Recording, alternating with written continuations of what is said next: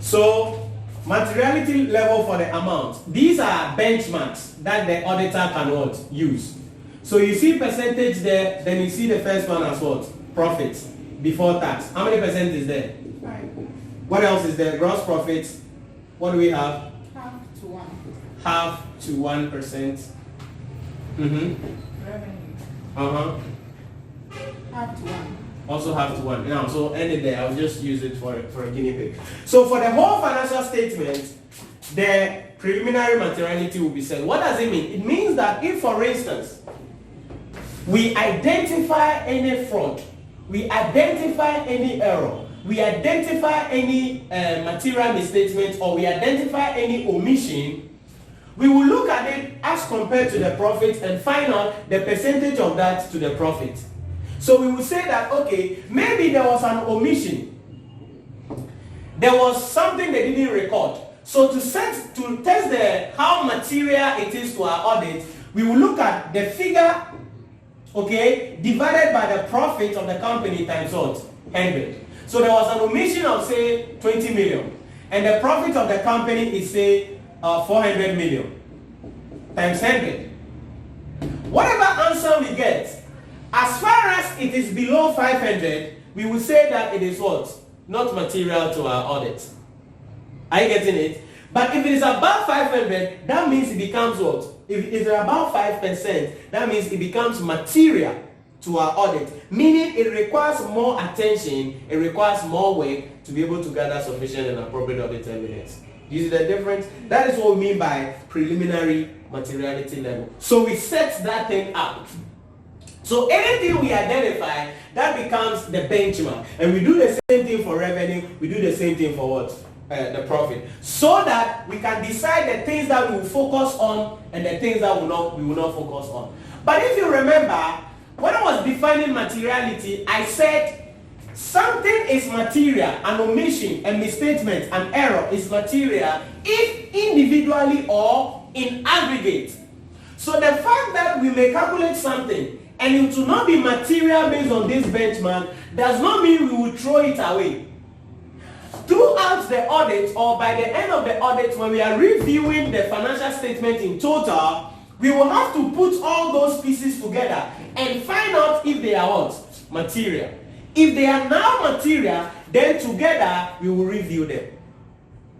So sometimes, individually, they may not be material, but we don't throw it away. We will have to come and put all of them together, because if it's about revenue or it's about expenses, maybe we saw an expenses about let's say rent payment, but that figure was not material, so we put it aside. Then we saw an expenses about electricity bill. That thing was not material, so we threw it away.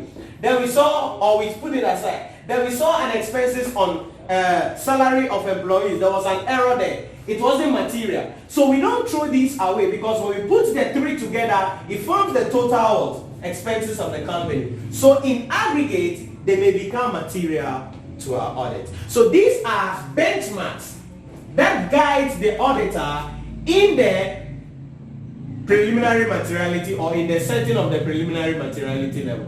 But there are factors that guide the auditor to set this, and these are the factors that are listed above there. That is the elements of the financial statement. I don't know, what are some of the things there? I have a different things. Yes, the elements, okay, the same thing is what I have here. So, the elements of the financial statement, whether there are matters upon which users are likely to focus. Do you have that there? Yeah. Okay. The nature of the entity, its life cycle, and the industrial economic environment. You have that there. The ownership structure and the way the entity is financed. Then the relative volatility of what? The benchmark. That is the ability of this benchmark to what? Change in the future. That is what we mean by the preliminary materiality. But then not only that, not only do we set the materiality for the whole company, but we also, for the whole financial statement, but we also set materiality for the performance. So we also have what we call performance. So the second one, performance materiality. So this one is for the whole financial statement, and usually it is set at the start of the audit. But performance materiality, listen to the name, performance materiality. What do you think this will be about? Performance materiality. What do you think this will be about? This is at the planning stage. So this at the end. This one at the end. No, during the audit work. Are you getting it? So during the audit work, we will set the materiality level. So let's take the definition for performance materiality. This is the materiality level that the auditor sets. This is the materiality level that the auditor sets when performing the audit work. When performing the audit work. When performing the audit work, which is quite below the preliminary materiality level. Which is quite below the preliminary materiality level. Which is quite below the preliminary materiality level.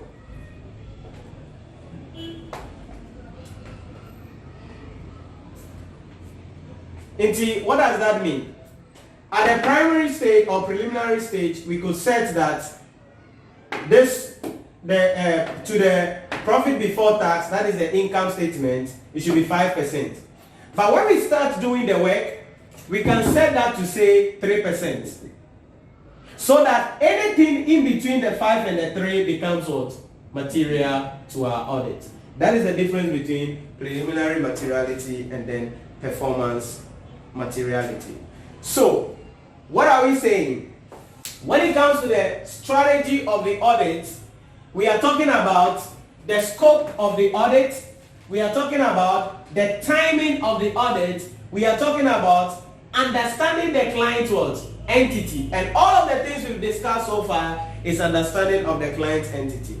Then the fourth thing is about nature. I hope you are seeing the connection. The third is direction of the audit. Yeah, that's true. So under the direction is where we have these two things rather. Are you getting it? Yeah. So let's get the fourth one. Nature. Nature.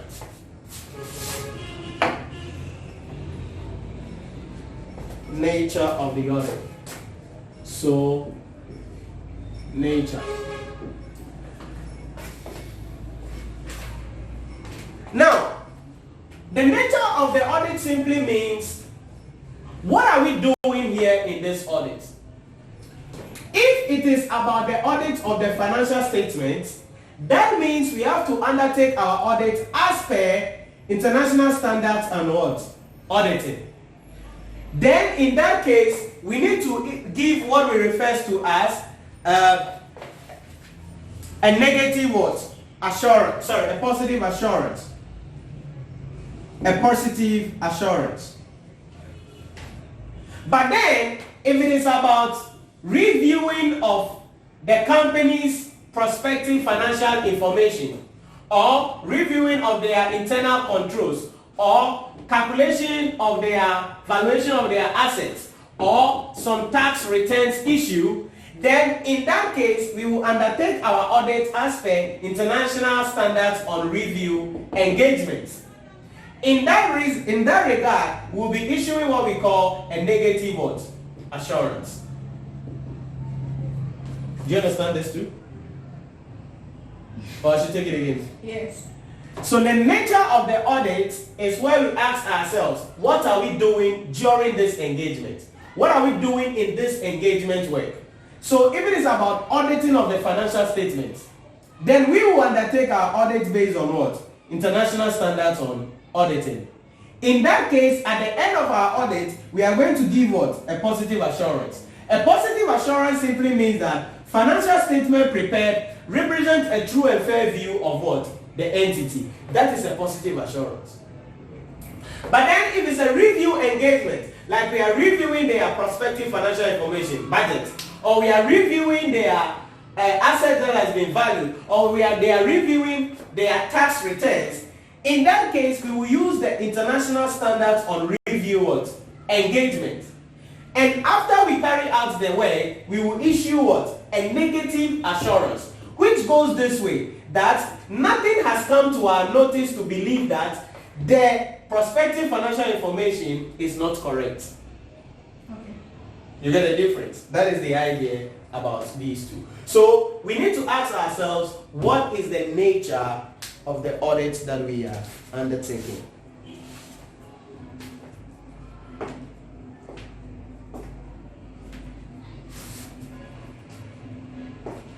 So positive assurance, we did a lot of work in that, and so we conclude to say that the financial statement represents a true and fair view of the entity. That's positive. But with negative, we didn't do much work. It was just a small work, and so we say nothing has come to our notice to believe that the tax returns calculated were not correct, or the valuation of the assets were inappropriate, or the budgeted prospective financial information are inappropriate. Nothing has come to our notice.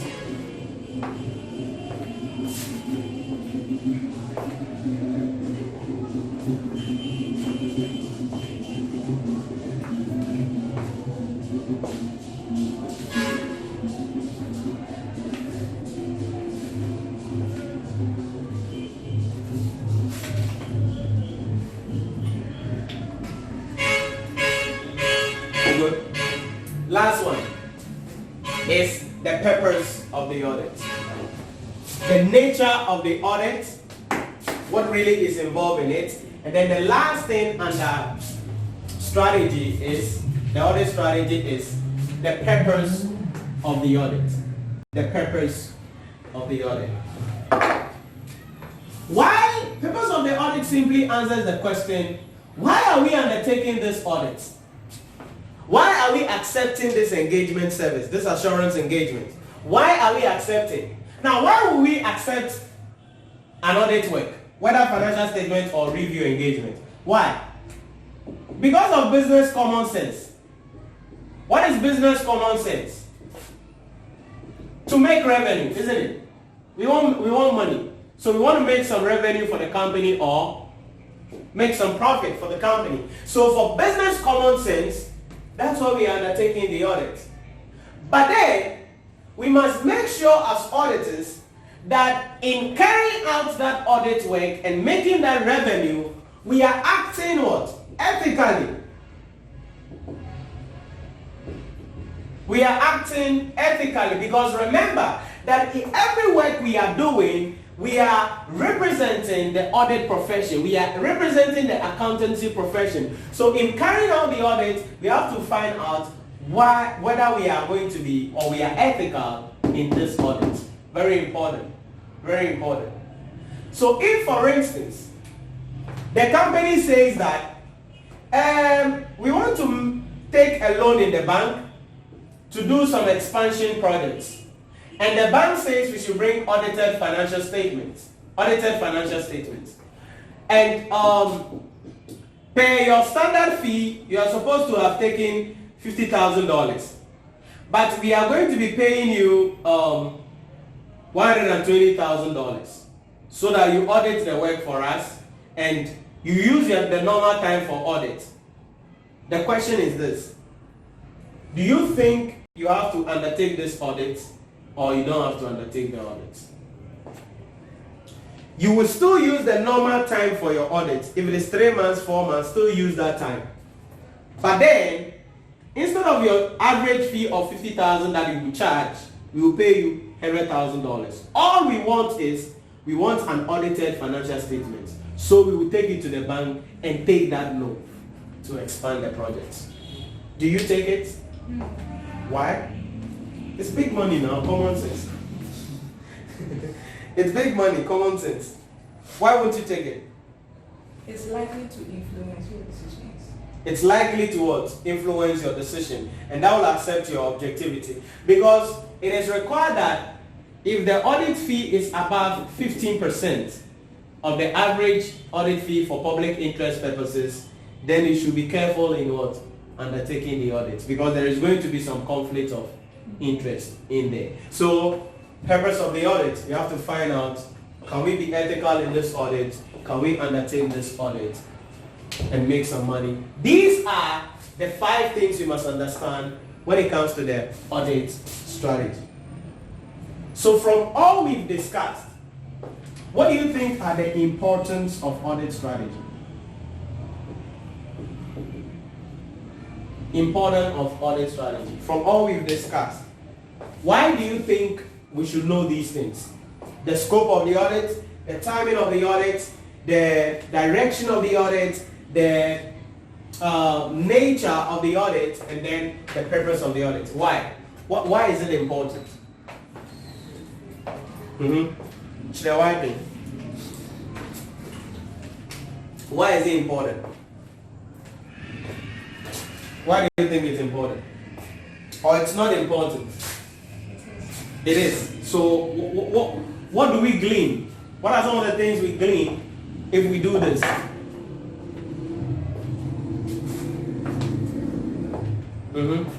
Give a shot, give a shot. That's the last thing. So give a shot and let's go. What do you think? What will it tell us as auditors when we do these 5 things? When we understand these 5 things, what will it tell us?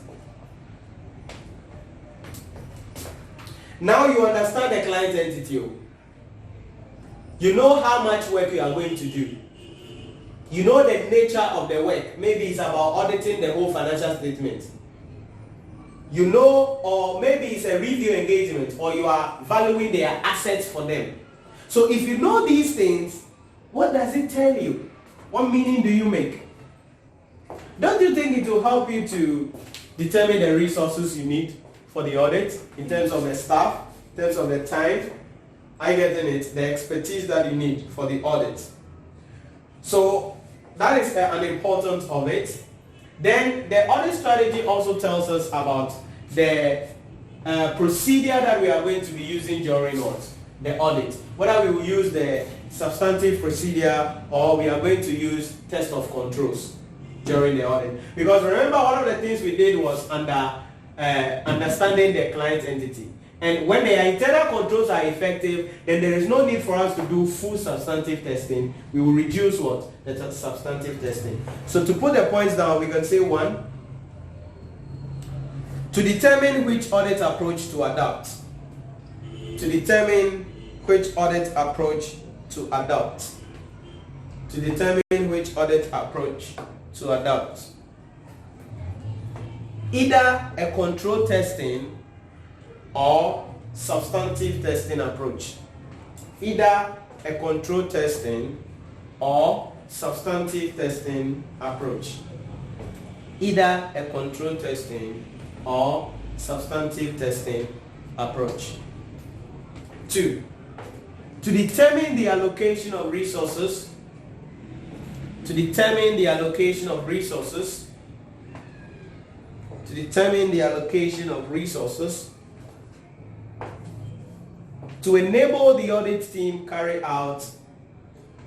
To enable the audit team carry out. To determine the allocation of resources. To enable the audit team carry out an efficient and effective audit work. An efficient and effective audit work. An efficient and effective audit work to enhance audit quality. To enhance audit quality. To enhance audit quality.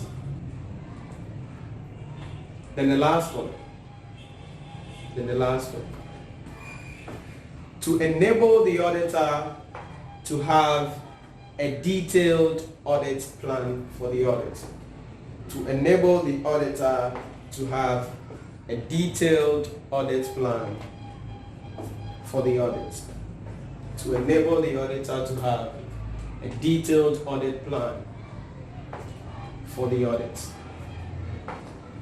These are the importance of audit strategy. And that is the first part of the second point. Yeah. To determine the allocation of resources to allocate the team. It's together. Yeah. In a point. Yes. So to determine the allocation of resources to enable the team to carry out an efficient audit. Because if the team is not able to, the only way the team can do quality audit by being efficient and effective is when the resources are properly allocated. What time do we need? What experts do we need? Because we now understand what? The client entity. So it's 1 point in that place. Any question? That is the first part of audit planning. The second part is the audit plan itself. So the audit plan, and we will start with that, God willing, next week. So the first one is audit strategy, and the second one is audit plan. Any question for me? Okay. That means your teacher is a shark, or you're also a shark. Please, internal auditors. Yeah. Are they not auditors? They are. Why do you ask? Just anytime you mention auditors, it fits in the external. auditors. The reason is that we will look at internal auditors. It's a topic we'll be doing on our own. But then when we are looking at auditing as a subject, the role of internal auditors comes in. But really, it is the external auditors we are focusing on. Are you getting it? So the internal auditors are the people who are employed by the company to ensure that the company does the best thing before we come as external auditors. So this subject is not looking at really how the internal auditors should do their work, but really how the external auditors to the shareholders are going to do their work. So they are auditors, but then their role is not what we are looking at really here. We are looking at the role of the external auditors. You got it? Yeah. Okay.